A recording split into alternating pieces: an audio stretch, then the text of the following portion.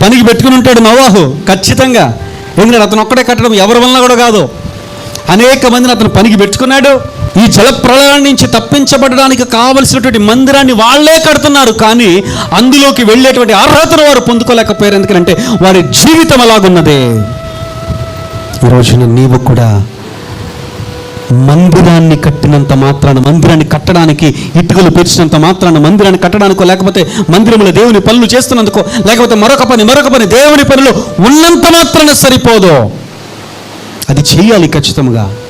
కానీ అది చేసినంత మాత్రాన సరిపోదు. నీ హృదయము దేవునికి ఇవ్వాలి. నీవు నిందారహితుడిగానే ఉండాలి.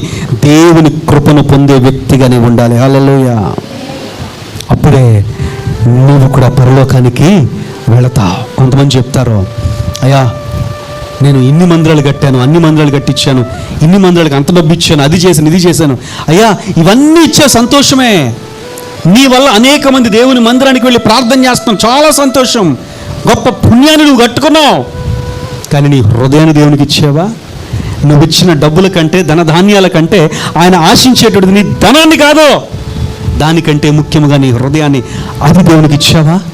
ఇస్తే ఖచ్చితంగా నీకంటూ నువ్వు అనేక మందికి చోటు ఉండడానికి నువ్వు మందిరాలు కట్టించావేమో, కానీ నీకంటూ పరలోకములో ఒక చోటు ఉండాలి.